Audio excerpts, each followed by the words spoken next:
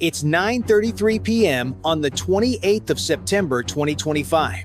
Over the South China Sea, west of Luzon, and about 50 nautical miles from China's coast, a U.S. Navy MH-60R Seahawk skims the dark water, sonar buoy trailing below.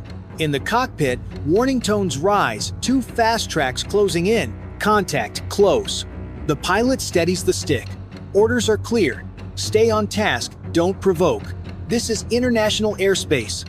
A shape drops from the clouds sleek, gun-nosed, lights dark. A Chinese Z-10 attack helicopter locks in just off the Seahawk's left door. Searchlight flicks once. A cannon turret twitches. You are entering Chinese airspace. Leave immediately. The crew doesn't flinch. Sensors keep scanning the sea below for a silent wake that shouldn't exist. The pilot keys the mic. Operating safely in international airspace. A flare hisses out. The Seahawk stays calm, no weapons shown, no sharp turns. Two machines hover in tense silence. One wrong move, and the night ignites. The South China Sea feeds the world. Every day, tankers, container ships, and cable layers cross these routes with fuel, food, and chips that power phones, cars, and factories. If these lanes choke, prices jump, shelves thin out, and allies start to doubt whether rules still matter. The U.S. Navy's job is simple to say, hard to do. Keep the sea open for everyone and prove that international airspace stays open too. Tonight, that promise rides with a single helicopter.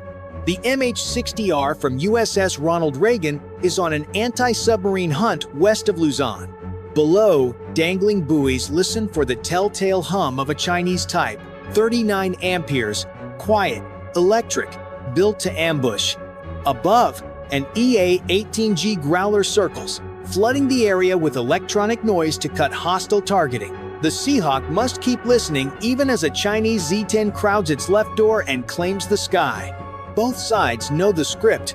Beijing pushes gray zone pressure, loud radios, close passes, legal claims repeated until they sound normal. Washington answers with presence, calm voices, steady flight paths, and a record that shows they were here lawfully. Each message is aimed beyond the cockpit.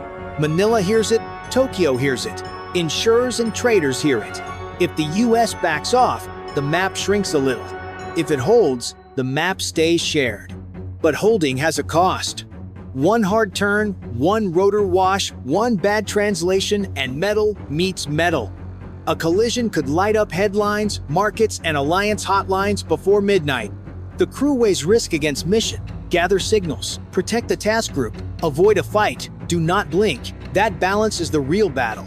If you were in that seat Z-10 off your door, sub below your feet, what's your call? Hit 1 to stand firm, 9 to disengage. 9:38 p.m. The Seahawk holds its line. Rain clouds roll in, turning the horizon into a gray wall. The Z-10 drifts closer, its cannon still aimed near the Seahawk's nose. Inside the cockpit, every sound feels louder, the ping of sonar, the hum of rotors, the hiss of the comms. Growler, this is Romeo 1. Hostile helo within 300 meters, the pilot reports. Maintain position. Far above, the EA-18G Growler locks onto the Z-10 frequency band. A beam of electronic interference cuts through the sky. On the Seahawk display, enemy radar icons flicker, then vanish. The jamming hits hard. The Z-10 targeting system stutters. Its pilot jerks slightly, realizing the American jet just blinded him. But the Z-10 doesn't retreat. It circles tighter, trying to push the Seahawk out of its patrol zone. U.S. aircraft, you are endangering regional stability. Leave now. The Seahawk ignores it. The sonar operator whispers, contact possible sub-signature, 2 kilometers north. That's why they're here. The Seahawk drops another buoy. A faint metallic echo returns the Type 39 amperes, creeping toward the carrier group. The crew exchanges quick glances. Every second counts, lose the trail, and the sub disappears for hours. The Z-10 darts across the Seahawk's path. Rotor wash shakes the aircraft. He's baiting us, the co-pilot mutters. The Seahawk stays calm. Cameras roll. Data flows to the Ronald Reagan. Every frame becomes proof. Above, the Growler pours out digital noise-saturating sensors from horizon to horizon. Below, the sea answers with silence. The submarine dives deep, and the chase begins. A flare streaks across the Seahawk nose, a warning or frustration. The American crew doesn't blink. The sonar screen pulses again, faint but steady. Target reacquired. Mission continues. On the carrier, controllers tag every feed, ELINT, IR, voice, all time-stamped. The pilot nudges right pedal, gaining space without yielding course. "Hold," the commander says. We own the tape. Range spits, then fades. The Z-10 lingers at the edge of the beam, testing resolve. The Seahawk just listens and waits. 9:49 p.m. The weather turns rough. Sheets of rain hammer the Seahawk's windshield, blurring the Z-10 outline into a shadowy glow. The sonar feed jitters, then stabilizes. The sub is still out there, moving slow, rising and falling like it's stalking something big. Growler, jam wide, band, full power. Static fills the comms. The EA-18G punches out another burst, blanketing the area in white noise. The Z-10 backs off briefly, then dives under the clouds, vanishing into radar clutter. The Seahawk crew exhales, but only for a second. The sonar screen flashes again, harder this time. The sub just went active. A sharp ping echoes through the cabin. "They're painting us," the sonar operator says. The Chinese submarine has turned its sonar toward the Seahawk. It's a warning and a threat. The crew braces. "Reagan, this is Romeo 1. Type 39 amperes now active. Range decreasing." The carrier's response is calm. "Copy. Maintain track. Do not engage." Every instinct says move, but orders say hold. The pilot adjusts trim, keeping altitude through turbulence. Instruments shake. Rain smears across the canopy. Beneath them, the deep ocean hums with invisible tension. Then the Z-10 reappears low, fast, its cannon angled down. It rockets across the Seahawk's bow, forcing a climb. The Seahawk jerks up through the storm, sensors rattling. "That's a deliberate pass," the co-pilot says. "He's trying to drive us off the sub." The American crew knows what's happening. Coordinated pressure. The Z-10 above, the submarine below, two threats squeezing from both sides. They're testing how far the US planes will go to protect its space. Every movement is recorded, analyzed, weaponized for the next round. On the carrier, radar operators track the dance, two dots circling. One diving, one climbing. The commander watches silently. "Hold them steady," he says. This is how deterrence looks: loud, close, and cold.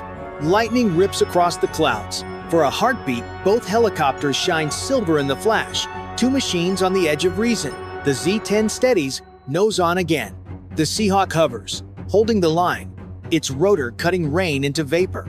If you were in that cockpit right now, with the enemy above and a submarine below, would you hold position or break off? Hit 1 to stand firm, 9 to pull away. Let's see who blinks first. 10:01 p.m. The storm eases. The Z-10 climbs higher, circling at a distance. The Seahawk steadies, sonar pulsing slow.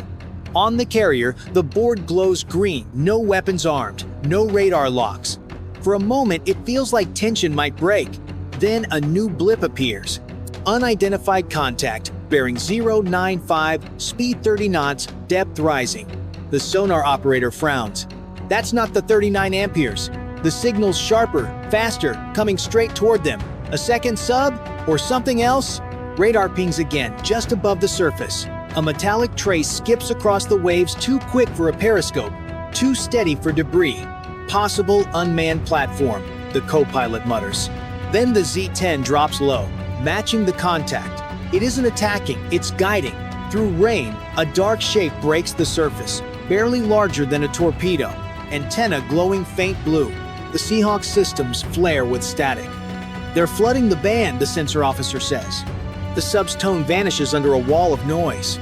Growler, new emission detected. The pilot radios. The EA-18G dives, scanning wide. Dozens of tiny transmitters bounce signals between air and sea. The Chinese aren't attacking, they're testing an electronic swarm. Drones masking the 39 amperes behind false sonar echoes. Inside the Seahawk, tension spikes. Every trace could be real or bait. Filter manually, the pilot orders. The operator's fingers fly. Static bursts, tones overlap, and for a second the true signal returns faint, deep, slipping away.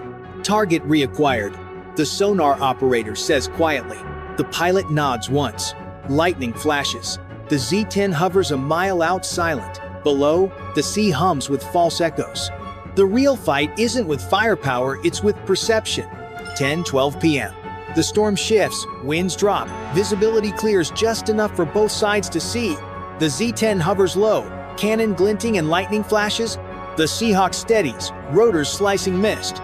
For 30 seconds, neither moves. The ocean holds its breath. Then the submarine resurfaces on sonar faint, close, moving fast. Target 1.5 kilometers, closing, the operator reports. Hold lock, the pilot says quietly. The Z-10 dives first, nose down, engines flaring bright. The Seahawk banks hard, sonar line snapping taut. "He's diving on us," the co-pilot shouts. "Deploy flare," the commander orders. A burst of orange fire floods the rain. The Z-10 cuts through it, forcing the Seahawk higher. Above, the EA-18G Growler drops from altitude, blasting radar and noise so dense both aircraft vanish from each other's scopes. "Sub-contact lost," the sonar operator calls. Silence. The Chinese sub has slipped away, using the chaos to dive deep. The pilot circles the last buoy, buying seconds while the Growler resets its jam profile. The Z-10 reappears low, fast, less than 100 meters away. Rotor wash jolts the Seahawk sideways. Alarms wail. "Collision alert!" The pilot steadies, fighting the spin. Both aircraft hang locked in a deadly dance, one slip from impact. "Romeo 1, break off if needed," comes the calm voice from the Ronald Reagan. "Negative," the pilot replies, holding line. Sweat beads on his brow, but his voice stays even. On the carrier deck, sailors watch the duel on a shaking screen. The Z-10 hovers dead ahead, lights blinking in defiance. Its pilot tilts the nose, one last warning. The Seahawk doesn't yield. Seconds drag long as years. Then, finally, the Z-10 banks away slow, deliberate its silhouette fading into the storm.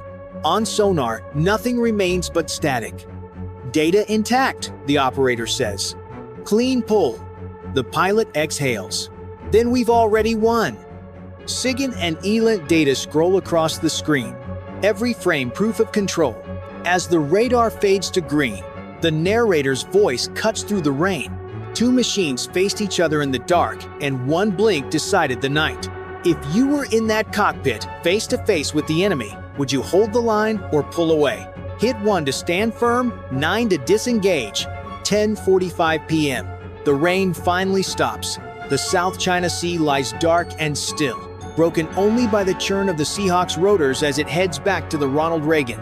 Inside the cockpit, no one speaks. The adrenaline fades, replaced by the quiet hum of data uploading to the carrier's servers. Hours of recording radar, sonar, jamming logs, each bite a story of how close the night came to breaking. On the carrier's command deck, officers crowd around the playback screens. They see the Z-10 moves, the sub's escape pattern, the false signals from the swarm. Every second of the encounter tells two stories, one of restraint and one of readiness. The data proves it. America stayed professional while being pushed to the edge. The Chinese side will tell a different story tomorrow, how they drove away a US aircraft from their claimed zone. But in the classified briefings, the truth reads cleaner. US crews held steady, gathered everything, and left with a digital map of China's newest electronic warfare system. In modern conflict, that's victory. Down on the flight deck, salt mist clings to the Seahawk's hull as technicians move in silence. The crew steps out, drenched and drained. No medals, no celebration, just quiet nods. They all know what nearly happened out there. One wrong move, and the ocean would have burned.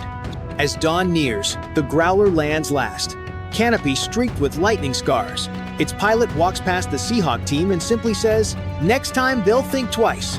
No one answers. They don't need to. The message is already in the data. Far out east, the horizon starts to glow. Ships resume their steady routes. The world turns as if nothing happened, but for those who were in the air, the silence feels earned. No missile is fired. No losses counted. But a warning delivered quiet, precise, undeniable. And now, it's your turn. If you'd have held that same line, press 1. If you think next time, peace won't last this long, press 9.